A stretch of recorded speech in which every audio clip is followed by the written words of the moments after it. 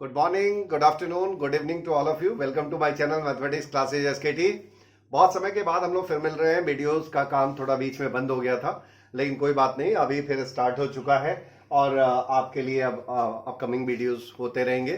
तो अब यहाँ पर आज का जो सेशन है वो क्लास 12 के लिए है मैथमेटिक्स में, और उसमें जो चैप्टर स्टार्ट होने वाला है वो सेकंड बुक से इंटीग्रल स्टार्ट होने वाला है। जो एनसीईआरटी की बुक है आपकी, उसमें आपका फर्स्ट चैप्टर जो है वो इंटीग्रल से स्टार्ट हो रहा है। तो आपको आज जो बात करनी है वो इंटीग्रल्स के बारे में बात करनी है।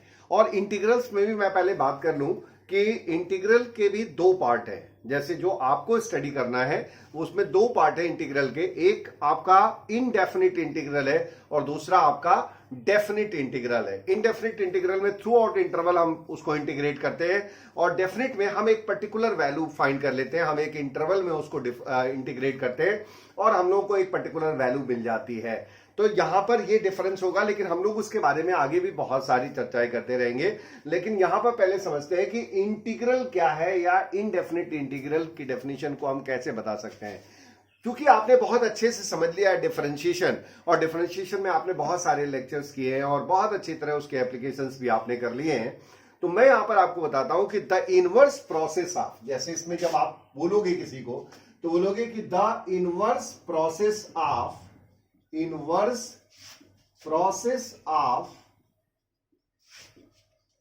differentiation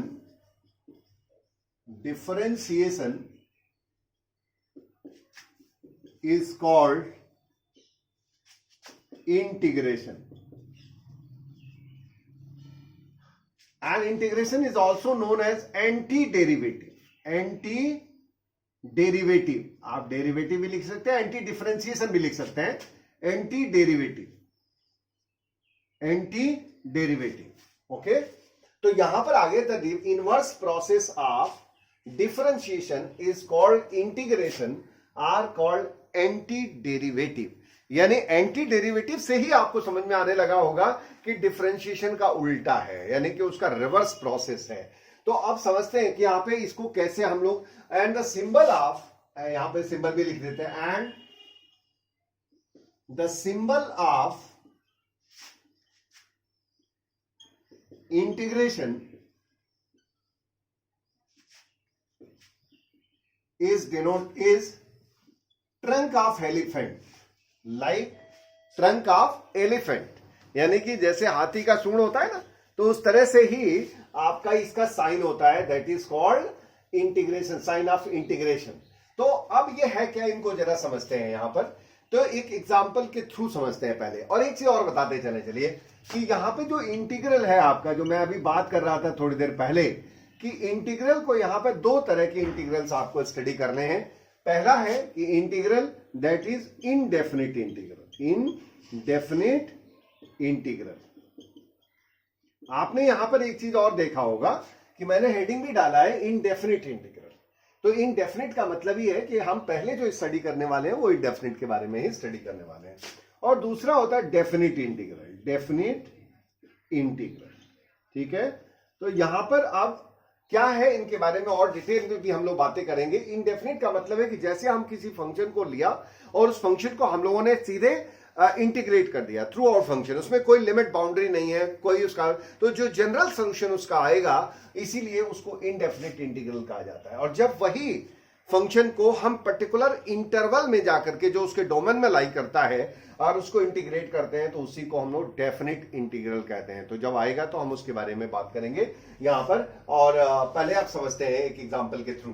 तो यहां पर एक एग्जांपल लेते हैं, जैसे सपोज दैट कि मैं पहले डिफरेंशिएशन से ही बात करता हूं, कि मान लो जैसे आपने कहा कि d/dx ऑफ साइन एक्स, आपको अच्छी तरह पता है कि d/dx of sine x is equal to cos x. Okay, ये इस बात को इंप्लाइज कर रहा है कि अगर हम कॉस एक्स को यहां पर इंटीग्रेट कर दें तो we will get the sine x, यानी उसका एंटी डेरिवेटिव हो गया। तो जो डिफरेंशिएट करने से रिजल्ट आता है, उस रिजल्ट को इंटीग्रेट कर दीजिए तो वापस वो पहले वाला फंक्शन भी आ जाता है। यानी यहां पर आपका जो दिस इंप्लाइज दैट, यहां पर जो वैल्यू आ जाएगी वो आ जाएगी cos x, और यहां पर cos x dx, एक्चुअली चूंकि हम इंटीग्रेट जब भी करेंगे तो उसको उसके रिस्पेक्ट में करेंगे, तो यहां पर आपका dx आएगा, तो ये आ जाएगा cos x dx is equal to यहां पर आ जाएगा sin x, और यहां पर एक कांस्टेंट ऑफ इंटीग्रेशन हम इसके साथ c ऐड कर देते हैं। क्यों ऐड करते हैं वो हम रीजन भी आपको अभी बताएंगे थोड़ी देर में। वेयर, मैं लिख देता हूं, where c is called constant of integration, constant of integration, constant of integration.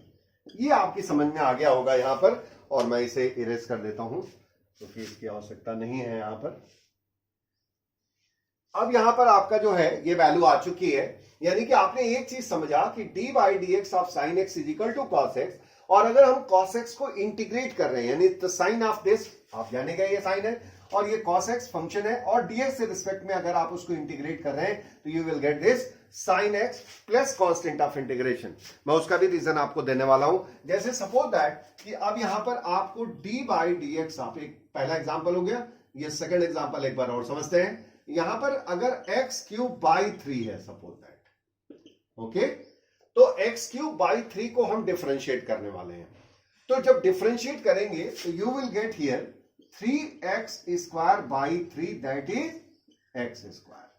तो ये इस बात को इंप्लाइज कर रहा है कि अगर हम इंटीग्रेट करें किसको, x स्क्वायर को dx यानी x के रिस्पेक्ट में, तो इसकी जो वैल्यू आएगी वो x क्यूब बाई 3 और प्लस c आपको ऐड करना ही करना है। Don't forget to put here as a constant of integration, okay. ये चीज आपको बहुत ही ज्यादा ध्यान रखना है कि आपको कहीं भी इसमें कहीं भूलना नहीं है। If you are doing the indefinite integral, अगर आप इनडेफिनिट इंटीग्रल के बारे में बात कर रहे हैं तो आपका वहां पर ये c को रखना सबसे ज्यादा जरूरी है। तो यहां पर बात आ गई है। अब ऐसे ही करके, तो ये बात आप समझ गए। अभी मैं इसका भी रीजन देने वाला हूं कि क्यों ऐसा होता है, वो भी हम रीजन आपको यहां पर रखेंगे। यहां पर बहुत सारे ऐसे फंक्शंस भी हैं जिनके बारे में हम लोगों ने डिफरेंशिएशन में भी चर्चा करी थी। ये क्या था कि d by D x of E power x, E power x का जो डिफरेंशिएशन होता है वो ई पावर एक्स ही होता है। तो यहां पर अगर बात करें तो integration of E power X D x is equal to also the e power x plus the constant of integration here, okay? तो यहां पर आप ऐसे करके बहुत सारे एग्जाम्पल के थ्रू आप इन चीजों को समझ सकते हैं कि हम लोग कैसे इन चीजों को करते हैं या इंटीग्रेट कैसे होता है। तो मुझे लगता है काफी हद तक आप इस बात को अब समझने लगे होंगे कि जो हमने लिखा है कि द इनवर्स प्रोसेस और reverse process of differentiation is called integration or called anti-derivative or anti-differentiation. Is it clear? And its symbol is denoted by like that. तो आपने करके यहां पर देखा, यहां पर ये बात आपको समझ में पूरी तरह से आ रही होगी, ठीक है। ऐसे करके हम बहुत सारे फंक्शंस को और भी ले सकते हैं। मैं यहां पर एक रीजन फोर्थ एग्जांपल के थ्रू आपको दिखाना चाहता हूं कि क्यों कांस्टेंट ऑफ इंटीग्रेशन लिखा जाता है, उसको हम लोग समझ लें अभी, वो ज्यादा बेहतर होगा। आप जरा ध्यान से समझिएगा। अगर मैंने यहां पर लिखा है D by D x of, ठीक है, क्या डाल दें यहां पर, आप कुछ भी ऐसा डाल दीजिए, एक्स या 2x डाल दीजिए, 2x प्लस 3 डाल दीजिए, चलिए कोई दिक्कत नहीं है। 2x प्लस 3 आपने डाल दिया। अब जब 2x प्लस 3 डाला, फिर इसके बाद जब इसका डिफरेंशिएशन किया तो 2 into 1 और प्लस 0, यानी कि आपका रिजल्ट आ गया 2, इसमें कोई डाउट नहीं है। तो d by D x of 2x plus 3 आपने जब डाला तो इसमें 2 into 1, x का डिफरेंशिएशन 1 हो जाएगा, 2 आपका साइड वाई चला जाएगा और 3 का 0 हो जाएगा, तो आंसर आपका आ गया 2। अब यहां पर जब हम इसको इंटीग्रेट करेंगे, यानी कि हम कहीं ना कहीं 2 को इंटीग्रेट करेंगे, तो हमारा जो रिजल्ट आया वो यहां पर आ गया आपका 2, तो साइड वाई चला जाएगा। अभी हम प्रॉपर्टीज पे भी बात करेंगे तो आपको और ज्यादा समझ में आएगा। तो 2 आपका साइड वाई हो गया, और dx को जब आप इंटीग्रेट करेंगे that will become the x, तो 2x हो गया। अब यहां पर मैंने लिखा कांस्टेंट ऑफ इंटीग्रेशन। अब जरा ध्यान रखिएगा, जरा इस बात को सोच के दिखाइए कि यहां पर मैंने लिखा c, okay, you will differentiate, you will gate 2। Again अगर हम इसको डिफरेंशिएट कर दें तो हमको 2 मिल जाएगा। लेकिन अब आप सोच रहे होंगे सर यहां तो 3 था और आपने सी लिखा है। हम कहते हैं हम 3 नहीं लिखते हैं, हम यहां पर 5 लिख देते हैं। अब क्या हुआ? Your result is 2। तो there is no effect of this constant number और कांस्टेंट जो भी आपने यहां पे पुट किया है उसका कोई यहां पर यूज नजर नहीं आ रहा है कि आप जब डिफरेंशिएट कर रहे हैं तो चाहे वहां पर 5 है, चाहे वहां पर 7 है, चाहे वहां पर 8 है, या माइनस में कुछ भी है, या 3/2 है, व्हाटएवर, किसी तरह का भी अगर रियल नंबर वहां पर रखा हुआ है तो उसका कोई इफेक्ट नहीं है आपके इस डिफरेंशिएशन पर। उसकी वैल्यू तो हमेशा 0 ही हो जाएगी। तो उसी तरह से हम यहां पर, हमें नहीं पता है कि वहां पर 5 हो सकता है कि 3 हो सकता है कि 2 हो सकता है या माइनस में हो सकता है। That is why we will put here the constant of integration C. But एक बात पक्की है कि अगर वहां पर कुछ है या नहीं है, जैसे मान लो यहां कुछ नहीं था, एक एग्जांपल दे रहे हैं, यहां कुछ भी नहीं है, तो भी इसका रिजल्ट 2 ही आएगा। और जब आप 2a आएगा तो 2 को आप जब इंटीग्रेट करोगे, your result is 2x plus C. अभी भी अगर ये जो आपने लिख ही दिया है, मान लो सी, वहां तो सी की जगह पे कुछ भी नहीं है, यहां पे सी लिख भी दिया, फिर डिफरेंशिएट करोगे, you will get the same.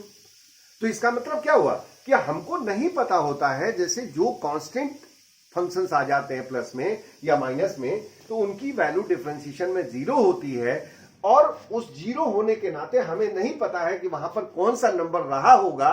इस वजह से हम लोग उसकी जगह पे, हम उसकी याद में वहां पर एक कांस्टेंट ऑफ इंटीग्रेशन लगा देते हैं, ये उसकी याद में आता है। तो यहां पर आपको ध्यान देना है कि आपका पहले 3 था, हम लिख दे रहे हैं इसको, और वो 3 अंडरस्टूड हो गया कि चाहे वो 3 हो, चाहे वो 5 हो, चाहे वो 9 हो, चाहे वो 10 हो, चाहे -2 हो, -1/2 हो, कुछ भी है, उसकी जगह पर वहां पर क्या आ रहा है, वहां हमने सी रख दिया है और कोई इशू नहीं है। तो दैट इज वाई कि the constant of integration has been introduced in indefinite integral after the integration. Okay, तो यहां पर ये बात आपको समझ में पूरी तरह से आ गई होगी। ठीक है, तो यहां पर हम आपके लिए कुछ अब जो फार्मूले यहां पर, चूंकि अब ये डेफिनेशन तो आपने बेसिकली समझ लिया, यहां पर मेनली अब आपको इसके क्या फार्मूले हैं उनको समझते हैं, और उन फार्मूलों को करने के बाद फिर हम एक एक करके उनको इंटीग्रेट करेंगे या डिफरेंशिएट करेंगे।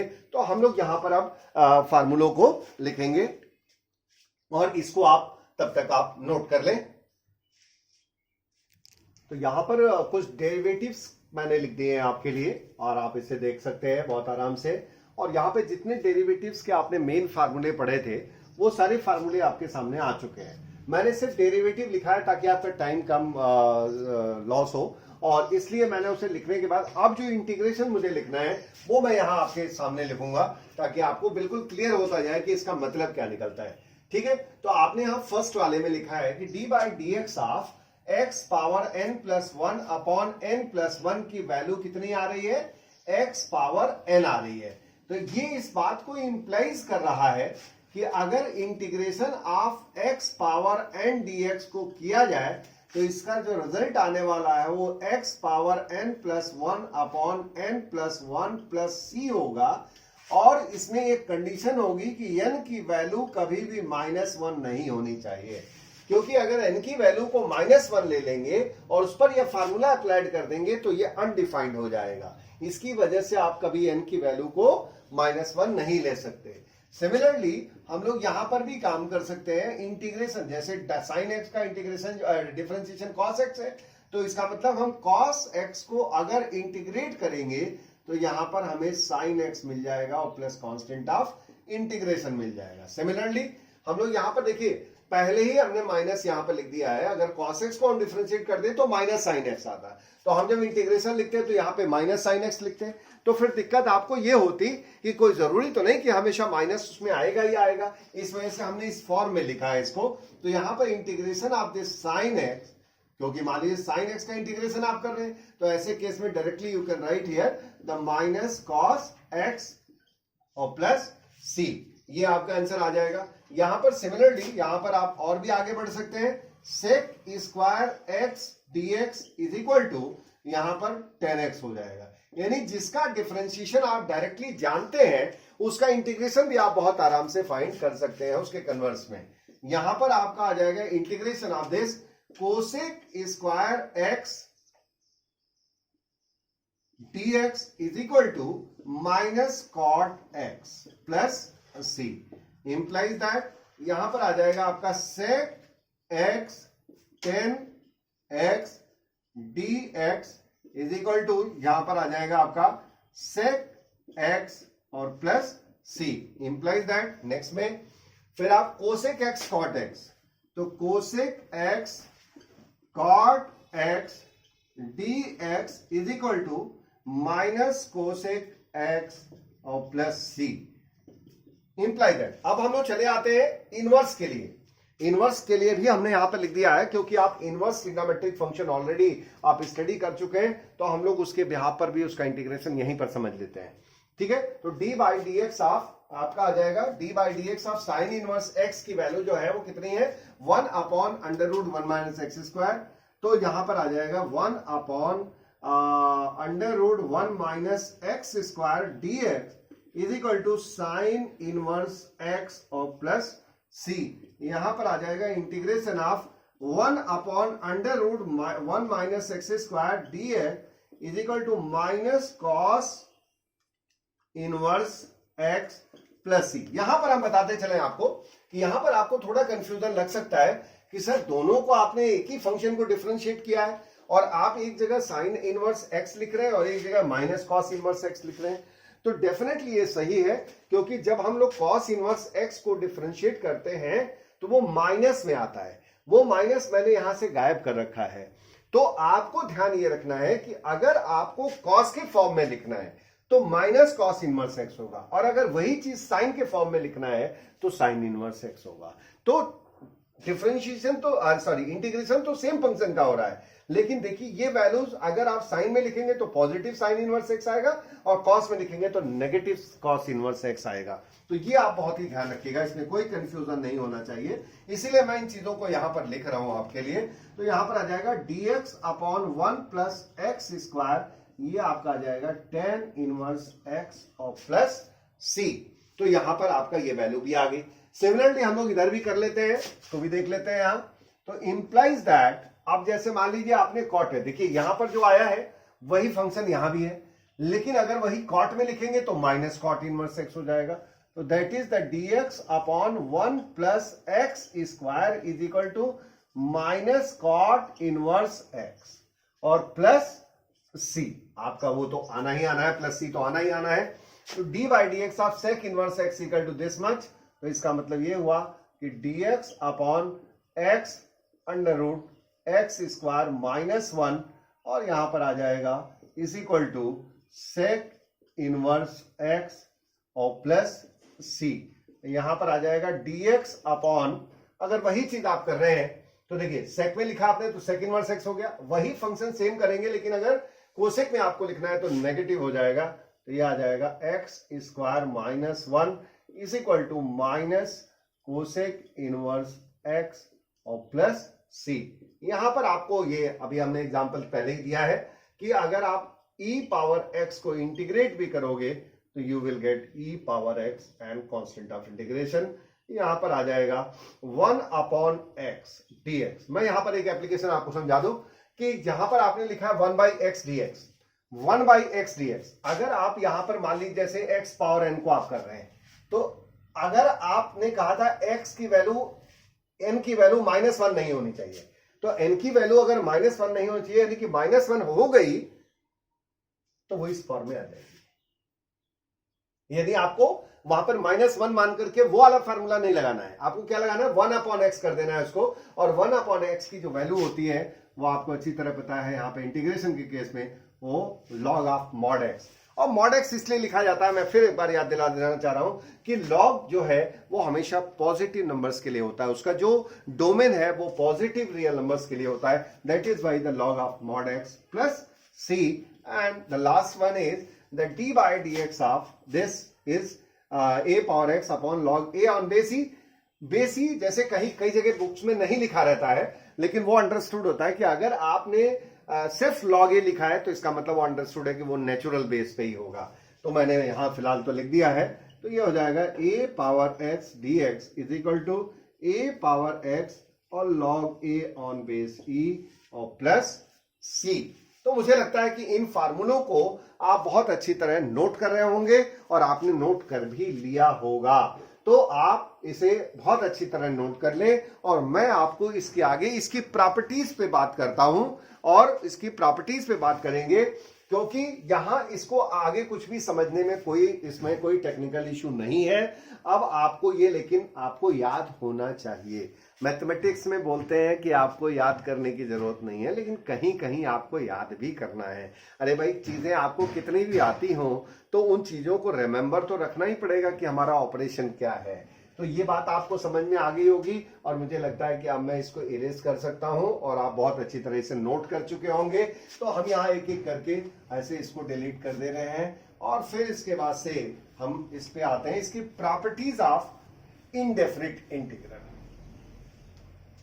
प्रॉपर्टीज ऑफ इंडेफिनिट इंटीग्रल, यहां पर आ जाते हैं, हेडिंग डाल लेते हैं, प्रॉपर्टीज ऑफ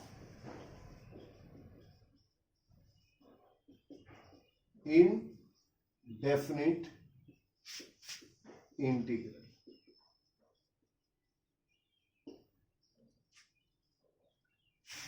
पहली प्रॉपर्टी आप देखिए, यहां पर जब हम किसी फंक्शन को, चूंकि आपने बोला है कि anti derivative is called integration, अगर हम किसी फंक्शन पर एंटी डेरिवेटिव भी फाइंड लगाते हैं और डेरिवेटिव भी लगाते हैं तो क्या होगा, ये ध्यान रखिए। तो यहां पर से प्रॉपर्टीज को हम लोग पढ़ेंगे। इनको प्रूफ करने की कहीं भी जरूरत नहीं है और न ही आपको ये इनको बोर्ड एग्जामिनेशंस के पॉइंट ऑफ व्यू से भी कहीं प्रूफ आता है या आपको कंपटीशन पॉइंट ऑफ व्यू से भी कहीं भी इसका प्रूफ आता है। तो प्रूफ पे अपना टाइम खराब करने की जरूरत नहीं है। हम लोग इस पे, और इसके बाद भी आपकी कोई डिमांड होगी तो I will complete it, but there is no need of the proof of this properties. तो यहां पर पहला प्रॉपर्टी हम लोग यूज करते हैं, जो पहला है वो है कि d बाई डी एक्स आप मान लीजिए कोई फंक्शन है और then integrate this function f x D x, then what happened here is a function f x. मैं आपको ये बताना चाहूंगा क्यों ऐसा हुआ, क्योंकि आपने देखिए डिफरेंशिएशन भी किया और उसके साथ साथ इंटीग्रेशन भी किया। यानी आप अगर ऐसे मतलब सोचिए कि हमने यहां पे d बाई डी एक्स लिखा और इसको ब्रैकेट में बंद कर दिया और ये integration of this F x D X आ गया मान लीजिए, ठीक है। इसका मान लीजिए d by D x of इसका जो वैल्यू आ गया वो यहां पर मान लीजिए कैपिटल एफ एक्स आ गया, एक एग्जांपल दे रहे हैं, और प्लस सी भी आ गया, चलिए ठीक है। अब आपने इसको डिफरेंशिएट किया, तो डिफरेंशिएट किया तो फिर वापस ये फंक्शन एफ एक्स आ जाएगा और आपका ये वैल्यू 0 हो जाएगी, यानी कि आपका जो है रियल फंक्शन आ गया, जो ओरिजिनल फंक्शन जिसको आप लेके चल रहे थे वो आ गया। तो कहने का मतलब देखिए एफ एक्स आ गया। तो इस तरह से आप इसको काम कर सकते हो। तो ये हो गया आपका पहला प्रॉपर्टी हो गई। अब इसमें सेकंड प्रॉपर्टी भी देखते हैं। सेकंड प्रॉपर्टी क्या है कि अगर आप मान लीजिए d by D x of integration of this F x T x, अगर मान लीजिए फंक्शन वहां पर सेम ही है, केवल जैसे मान लीजिए कि अगर इस तरह की केसेस अगर आप कह रहे हैं कि जैसे d by D x of integration of this g x D x, ठीक है। अगर आपके इस केस में अगर बात करें तो फंक्शंस की बात अगर कर रहे हैं, मान लीजिए प्रॉपर्टीज की बात कर रहे हैं, तो अगर दो ऐसे फंक्शंस का हम मान लीजिए डेरिवेटिव निकाल रहे हैं जिसका जैसे gx है और fx है, ये दोनों जो है derivative lead to the same family, अगर सेम फैमिली से बिलोंग कर रहे हैं तो उसकी वैल्यू यहां पर क्या होगी, सेम होगी। यानी d by D x of this F x D x is equal to d by D x of g x D x. तो इनकी वैल्यूज आपस में बराबर आएगी अगर वो सेम फैमिली से बिलोंग कर रहे हैं तो, ठीक है। अब यहां पर आ जाते हैं तीसरी प्रॉपर्टी। तीसरी प्रॉपर्टी ये कहती है कि d by D x of, मान लीजिए आपके पास दो फंक्शंस हैं, एक एफ एक्स है और एक जी एक्स है, ठीक है। हम इसको आपस में प्लस माइनस कर रहे हैं, यानी कि हम एक बार प्लस यहां पर, सॉरी डिफरेंशिएशन नहीं होना चाहिए था, यहां पर आपका इंटीग्रेशन होना चाहिए था, ठीक है। तो यहां पर ये फंक्शन हमारा है एफ एक्स प्लस माइनस जी एक्स, प्लस माइनस मैंने एक साथ इसलिए लिख दिया कि वो प्रॉपर्टी नंबर फिर 4 हो जाती, तो मैं एक ही साथ लिख देता हूं, कोई इशू नहीं है, उसमें तरीका एक ही है। और इसको हम इंटीग्रेट करना चाह रहे हैं विद रेस्पेक्ट टू एक्स, यानी कि dx आ गया यहां पर। तो हम इसे सेपरेटली इंटीग्रेट करके भी ऐड या सब्ट्रैक्ट कर सकते हैं, यानी हम फंक्शन को यहां पर इंटीग्रेट कर दें प्लस माइनस, फिर यहां फंक्शन को हम इंटीग्रेट कर दें और फिर ये वैल्यू आपकी आ जाएगी। तो यहां पर कहने का मतलब है कि अगर दो फंक्शन आपस में ऐड हो रहे हैं, एडिशन हो रहा है या सब्ट्रैक्शन हो रहा है, तो भी आप उस फंक्शन को अलग अलग इंटीग्रेट करके उसके साथ प्लस या माइनस का जो भी साइन है वो लगा सकते हैं। ठीक है। प्रॉपर्टी नंबर 4 जो कि बहुत इंपॉर्टेंट है, जैसे मान लीजिए आपने किसी फंक्शन को इंटीग्रेट किया, वो फंक्शन fx है लेकिन उसके साथ कोई कांस्टेंट इन्वॉल्व है। ठीक है। जैसे मान लीजिए 2 sin x, तो sin x फंक्शन हो गया और 2 क्या हो गया, कांस्टेंट हो गया। तो उसी तरह से जैसे इस तरह का फंक्शन मान लीजिए है 2 sin x, तो अगर आप इसको इंटीग्रेट करना चाहते हैं तो 2 यहां पर एज ए के हो गया और यहां पर sin x as a function हो गया, तो ये आपकी चीज आ गई। तो यहां पर आ जाएगा कि integration of this case fx dx, तो k यहां पर हम बाहर निकाल लेते हैं, वहां k की जरूरत नहीं है, और आप इंटीग्रेट सिर्फ करेंगे इस फंक्शन को इंटीग्रेट करेंगे। इज इट क्लियर और नॉट? तो ये हो गया आपका जो है k इंटू दे। अब आपके समझ में ये भी आना चाहिए प्रॉपर्टी, और आपको थोड़ा जनरलाइज कर देते हैं कि अगर मान लीजिए कि हमारे पास बहुत सारे ऐसे फंक्शंस हैं, जैसे f1x f2x ऐसे करके बहुत सारे फंक्शंस हैं। सपोज दैट कि ये आपका जो है आ गया k1 f1x, k2 f2x,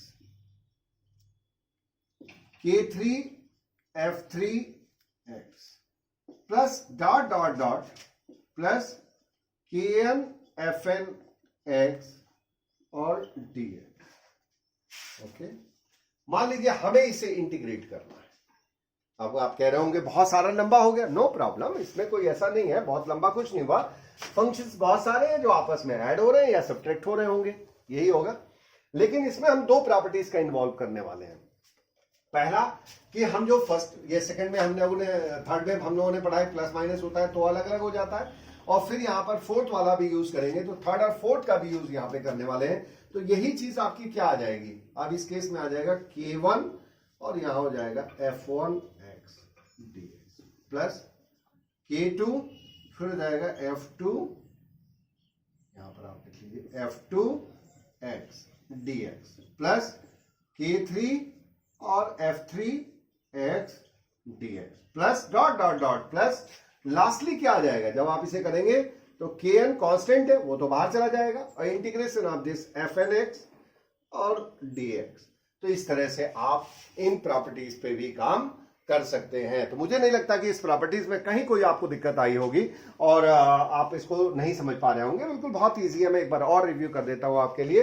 तो प्रॉपर्टीज यहां पर आ रही है कि d by D x of this F x D x अगर कर रहे हैं यहाँ, कि डी बाई डी एक्स आप integration of this F x D x, यानी कि आप डिफरेंशिएशन और इंटीग्रेशन का फार्मूला एक साथ अप्लाइड कर रहे हैं। तो जब एक साथ कर रहे हैं तो ये दोनों न्यूट्रलाइज कर जाते हैं, एक दूसरे को क्या कर देंगे, ये न्यूट्रलाइज कर देंगे, और आपका dx फिनिश्ड होकर के आपका जो फंक्शन है वो क्या आ जाएगा, जिसे कहते हैं ना कि एक साथ हम लोग जो है अगर कोई भी चीज का, जैसे एक बार हम डिफरेंशिएट कर रहे हैं और उसी का रिवर्स प्रोसेस इंटीग्रेशन है, या इंटीग्रेशन कर रहे हैं उसका रिवर्स प्रोसेस डिफरेंशिएशन है, तो इसका मतलब ये हुआ कि यहां पर आपका जो है वो वैल्यू आ रही है, यानी ये दोनों एक दूसरे को न्यूट्रलाइज कर देंगे, और न्यूट्रलाइज करने के बाद जो है वो आपका यहां पर आ जाएगा ये फंक्शन। सिमिलरली सेकंड वाले केस में मैंने बताया कि अगर एफ एक्स डी एक्स है, मान लीजिए सेम है और सेम फैमिली से बिलोंग कर रहे हैं, तो उनकी वैल्यू यहां पर भी सेम मानी जाएगी।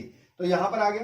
थर्ड वाले केस में आपने कहा कि दो और सेपरेट फंक्शन है जो आपस में प्लस माइनस हो रहे हैं, तो उनको आप इंटीग्रेट कर रहे हैं, तो उसको आप अलग अलग इंटीग्रेट करके प्लस माइनस कर सकते हैं।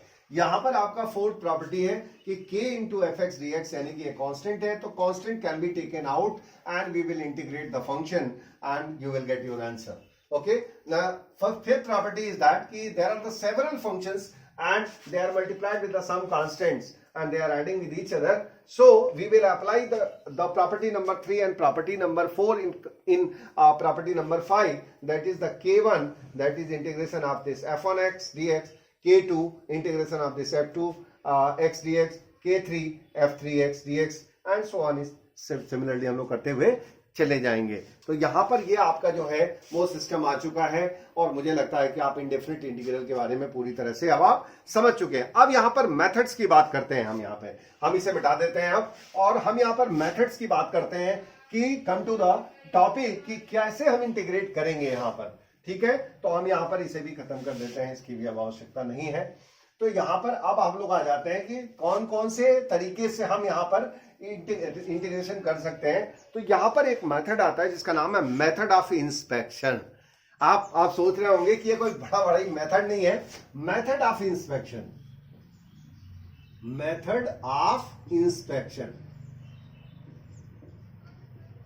अब इंस्पेक्शन का मतलब होता है, आप जान ही रहे हो, निरीक्षण करना किसी चीज का, हम देख करके उससे रिजल्ट फाइंड कर रहे हैं। तो इसका मतलब ये हुआ कि इसको बोलते हैं मेथड ऑफ इंस्पेक्शन।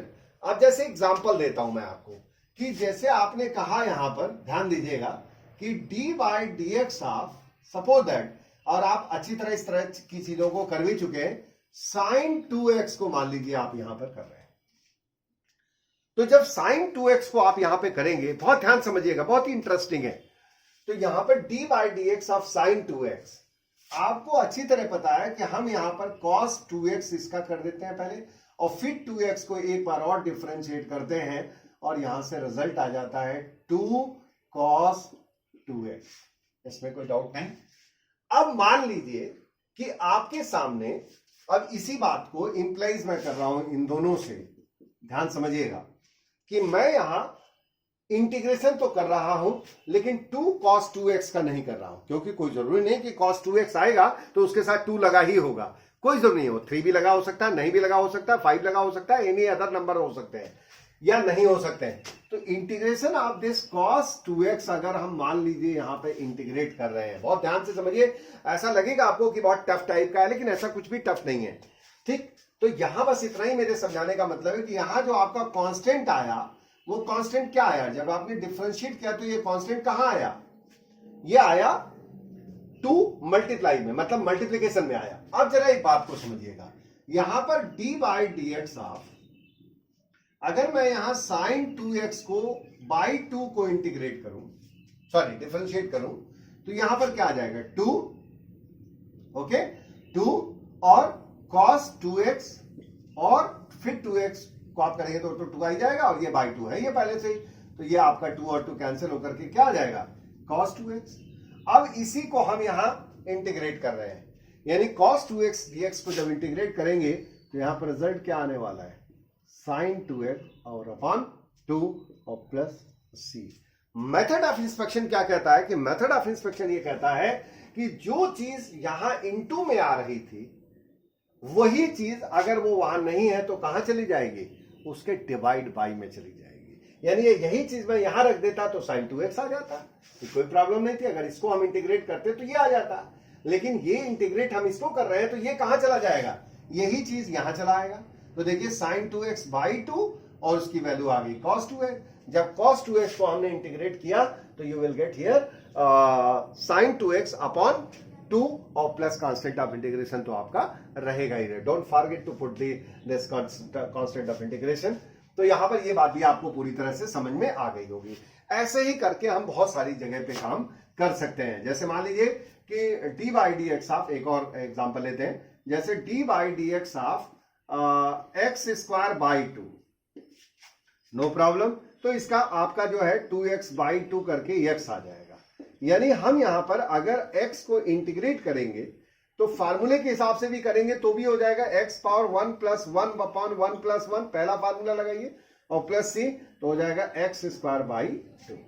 कहने का मतलब क्या हुआ कि अगर ये 2 नहीं होता तो यहां पर ये 2 आता, वही 2 यहां पर क्या आ जाता है, डिवाइड बाई में आ जाता है। कहने का मतलब यह है कि जो चीज वहां आपको इनटू में डिवाइड बाई में है वो यहाँ इनटू में आ जाएगी, जो इनटू में है वो डिवाइड बाई में चली जाएगी। यानी ये रिवर्स प्रोसेस है इसका जो है। तो ये बात भी आपको पूरी तरह से समझ में आ गई होगी।